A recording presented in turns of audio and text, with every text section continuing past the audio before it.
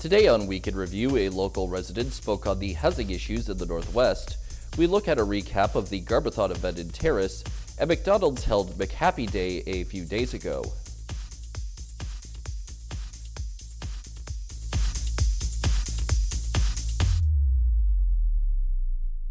Hello, I'm Cael Maslin, and thanks for joining us here on Week in Review, where we cover all of the news here in the Northwest for this past week. To begin, we'll look at an all too common issue for many people that a local resident was looking to speak out on. In the wake of the recent Terrace homeless count that was conducted by the Cael Society, it also serves as a reminder that part of the reason for homelessness being a big issue in northwestern BC is because of housing options being limited. One local resident even came to us at CFTK-TV directly to detail her own situation relating to the housing crisis in BC. It's hard for myself to find housing right now, and looking at the marketplace, the housing is really, for the rentals, it's too high, it's too expensive. And as far as what could be done about that, some ideas were thrown around by the resident, with another reminder that people struggling with their living situation does not automatically mean that they are having problems with drugs or their mental health. I also would like it if they would have housing for people without addictions as well. I think it's very important. There's a lot of homeless people out there that don't have that support, stability of, some people don't do drugs and they're homeless, they're on the streets, and they do need housing. It's really important that, whether it be for people that are using, that they have housing, and people that don't use, that they have housing. It's really important. We need that stability. We need that in our community. It's important for everybody to have homes, right?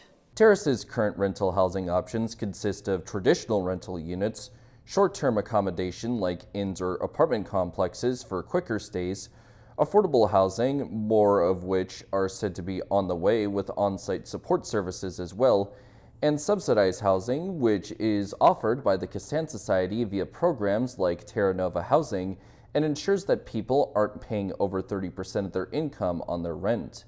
For CFTK-TV News, I'm Cael Maslin. A little while ago, the Skiddaw Wild Conservation Trust, the Terrace Beautification Society, the City of Terrace, and a few others teamed up to put on their annual Garbathon event, which sees volunteers get tools provided by the organizers. Then they went out and picked up whatever garbage they could find. This year, over 200 people of all ages came out to help clean Terrace's parks, streets, and riverbanks, with the organizers even saying they kept getting word that other people spontaneously joined in to help. Some people even brought their own heavy machinery so that they could deal with large items like abandoned cars. The event organizers then went on to thank everyone who participated in the pickup. Next up, we'll look at what was one of the most notable days on the schedule for one of the biggest major fast food conglomerates in the world. Today saw McHappy Day being held by McDonald's, a day in which the fast food juggernaut will be donating a portion of their food and beverage sales to local children's charities like their affiliate Ronald McDonald House.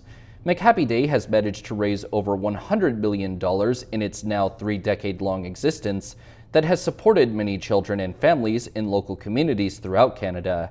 And at the McDonald's location in Terrace, there certainly seemed to be no lack of people making their way to the restaurant. It's busy. Everyone is here. We have VIP guests from all over the town. Like we have people from Caledonia. We also have people from Progressive. And we have kids coming up at around 4 to 5 or 3 to 4 after class. And anyone worrying about being late to contribute in any way to this day of fundraising, there is still more than enough time to make a purchase, as it lasts up until midnight in Terrace, but making a donation afterwards is possible as well. If they want to donate afterwards, they can either come down and see us at one of the restaurants, or they can donate straight to the house in Vancouver, Ronald McDonald Children's Charities. Donations can be $2, $5, or $10, and socks are being sold as well in this charitable event.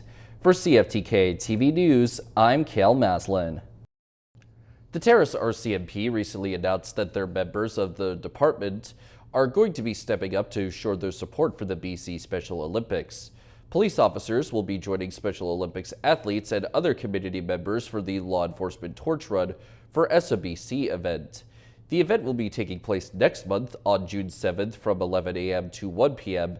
and will begin at the RCMP detachment's parking lot before leading into a 5-kilometer walk/run on the Millennium Trail and ending off with a barbecue and prizes being handed out. Up next, the city of Prince Rupert put on quite the celebration for their new police department building. Welcome back. In the closing days of April, the city of Prince Rupert, the local RCMP, and their partners had a big ceremony to celebrate the official opening of the brand new police detachment. The previous detachment had been built back in 1978 and was determined to be inadequate for modern police station standards. The new station's opening was celebrated with a ribbon-cutting ceremony, a formal flag raising, the cutting of cake, speeches, and an on-site barbecue. Prince Rupert initially got approval to spend about $25 million on the construction of the new building, but the total budget of the project ended up totaling in at about $23.5 million. The local RCMP members are also reportedly excited to now be working in a location that is better suited to their needs and standards. Yet another weekly report from the Kitimat RCMP has been released to the public, with it this time detailing what they encountered during the final week of April. One part of the report talked about the police getting word of a local resident losing a bit of money after getting fooled by a fraudulent Facebook Marketplace ad. The resident had learned about the ad from what they believed to be a friend of theirs, and after the resident sent out a sum of money, a request was made from them to send more money. Concern then began to arise in the resident that the ad was a scam, and they ended up discovering that their friend was hacked and that they were not the one who sent them the ad. The Kitimat RCMP got word about some gunshots being fired around the 80 block of Baxter Avenue near the end of April. After being able to find some evidence that seemed to allude to a weapon being fired at that scene, the police ended up getting more word that a victim was suffering from injuries, with them also reportedly being in that same area a few hours earlier. The victim was then taken to the hospital for treatment, and a few days later, the RCMP arrested a 27-year-old male suspect that has since had an aggravated assault charge approved against them by Crown Counsel. Both the suspect and victim reportedly knew of each other beforehand, and the incident is said to have been targeted. The suspect is being held for a future court date, but the investigation is still ongoing. The town of Smithers recently announced that they have been selected to host the 35th Annual Minerals North Conference and Trade Show in May of next year. This is one of the largest northern mining conferences in Western Canada, and Smithers Mayor Gladys Attrell stated that the town is looking forward to showcasing everything that both they and the region have to offer. President of the Minerals North Conference Association, Cindy Shelford, said in her own statement that Smithers has served as host 5 times previously and that they delivered each time beforehand. After the break, tensions have risen in Haida Gwaii following a community member's death. Welcome back. The Nisga'a Valley Health Authority has added a new First in Canada outreach device to their roster. The NVHA recently announced the Low Barrier Mobile Outreach Program to provide urgent health supports to vulnerable and marginalized populations in Terrace and the surrounding area. The health authority said that in response to the mental health and drug crisis, the service aims to urgently provide low-barrier mobile outreach services and improve health by offering safe and accessible care wherever people are. The specialized van will have a physician, nurse, social worker, and/or outreach worker on board and will provide person-centered care. It will be at shelters, transition homes, gathering circles, and even encampments. Services provided will include primary care, wound care, sexual and reproductive health services, and addictions care, as well as assistance for detox and treatment referrals, and even connections with community services. Tensions have come to a head on Haida Gwaii following the death of a community member. The killing of Luke Pearson has led to protests, property damage, and questions about the intersection of Indigenous and Canadian law. CTV's Anna McMillan explains. A car is crushed. There we go. Rocks are thrown. There we go. And homes are demolished on the remote BC archipelago of Haida Gwaii.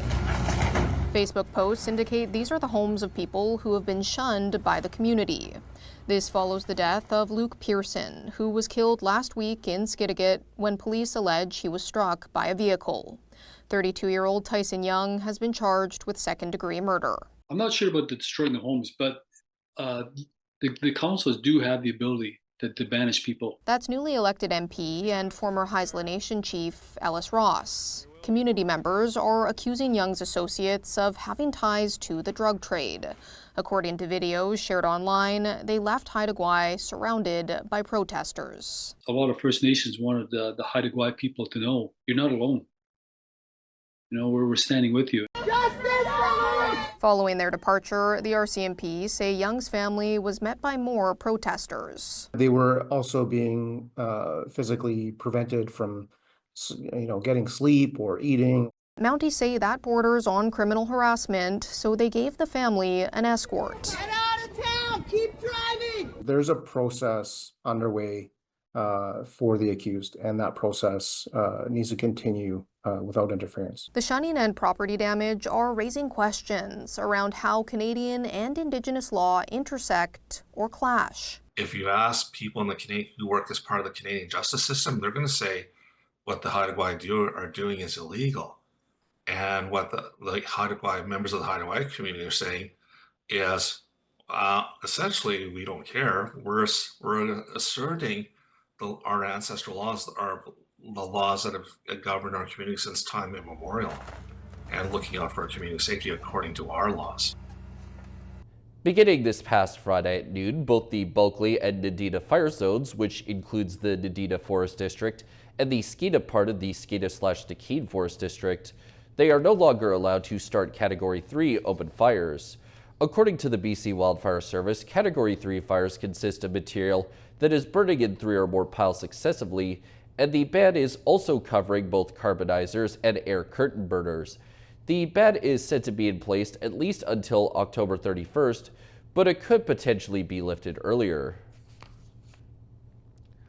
Starting this upcoming week, Northern and Central BC local government representatives will be coming together for the annual North Central Local Government Association Conference. The conference will begin on May 12th and last until May 15th, with it being co-hosted by Prince Rupert and the District of Port Edward this year. And it'll serve as a chance for these representatives to connect and then learn a bit more about what shared interests they have and potentially even plan on how to advocate for those interests in the future. Still to come, a day of remembrance was designated for the recent Lapu-Lapu attacks. Welcome back. It was sure to be an emotional day for many in BC, as last Friday was designated as an official day of remembrance and mourning for the victims of the tragic attack at the Lapu-Lapu Filipino Festival. CTV's Yasmin Gandam has more. You can see it from a block away. A sea of flowers, flickering candles, and handwritten signs. For many, it's a small comfort in the wake of an unspeakable tragedy. It speaks to the resolve of not just our community, but the city, the compassion, the empathy, the support. I think, obviously through adversity, you see real character, you see strength. Among them is Kathy Deck. She manages a preschool nearby and lost her friend in the attack. Wonderful mother and cared a lot about her community and her children.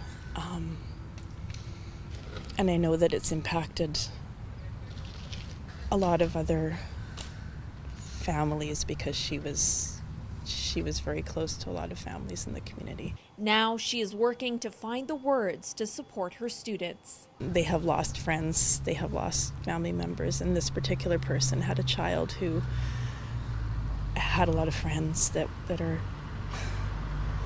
5-6 years old. Police providing an update on surviving victims. 13 remain in hospital. That's down 3 from Wednesday's announcement. Also, 4 people are now considered in critical condition, with 2 in serious condition. That means that one person's medical status has improved slightly. That obviously gives us hope for those victims, those surviving victims who are still in hospital. Police say they've spoken with around 200 witnesses from Saturday night and are urging more people with information to come forward. This as many continue to gather here where they light candles to keep the spirits of the victims alive. Yasmin Gandam, CTV News, Vancouver. For the first time, we're hearing from a North Vancouver man who lost both of his parents and his sister at the Lapu Lapu Festival. As he processes overwhelming grief, he's determined to create a lasting legacy for his family members who were killed that tragic day. CTV's Shannon Patterson reports. Originally from Colombia, Daniel Samper and Glitza Casado immigrated to Canada 25 years ago and raised their 2 kids in North Vancouver. They decided to come here to give us a better future, more freedom. They also love participating in cultural events in Vancouver. Alejandro Samper was working, so he couldn't join his mom, dad, and sister at the Lapu Lapu Festival. Just after 8 p.m., he got a phone call from his sister's fiancé. And he was just telling me, get over here as soon as possible. Your parents, your sister, they're injured, but he didn't really specify how severe they were injured. Samper raced to the hospital where doctors were trying to save his sister, Glitza. Very, very sad moment to see my sister so severely injured and literally die in front of my eyes. For hours, he had no information about his parents. With the help of my family, cousins, friends, we went to all the hospitals in person. We called everywhere. We found out that they were just transported to a funeral home. So I assume they died instantly. Samper has been leaning on extended family to process a loss that's almost incomprehensible. Whenever I feel like I want to give up on life, I think of my mom, and I think of my dad and my sister. I just think of how would they want me to think, what would they want me to do. He believes they'd want him to do good in the world, so he plans to use money from a GoFundMe to create a foundation in his family's name. I don't want people to forget. I don't want to forget them.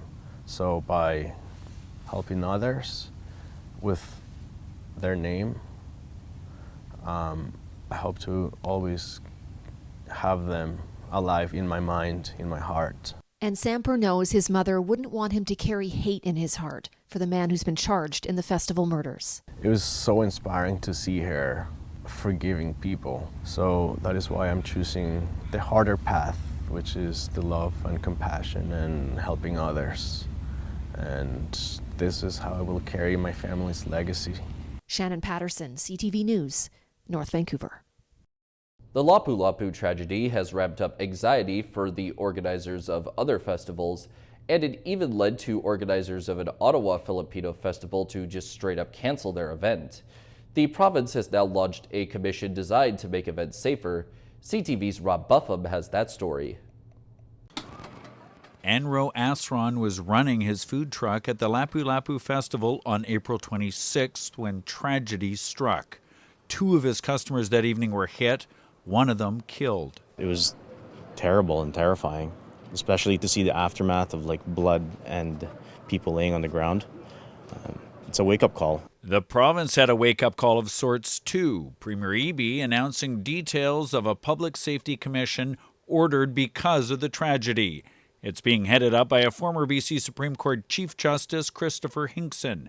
The recommended guidelines are expected back by June 30th. Best practices that are applicable that can be used by community event organizers across the province to maximize safety, but not retreat from the fact that we all have to get together and celebrate. We all have to get together and have a good time. The review will consider measures ranging from traffic control, event perimeter security, to deployment of security and access for first responders. Take a look at best practices around the world to have really good conversations with local decision makers and police officers about what that standard should be. Asron had his food truck set up in Victoria's Inner Harbor Wednesday, coincidentally right next to where Premier Eby made the announcement, and felt compelled to share his message. I told him that it could have been prevented. In the wake of Lapu Lapu, another similar Filipino festival in Ottawa, set for the May-long weekend, has been postponed. Organizers citing logistical safety concerns and a sense of anxiousness in the community.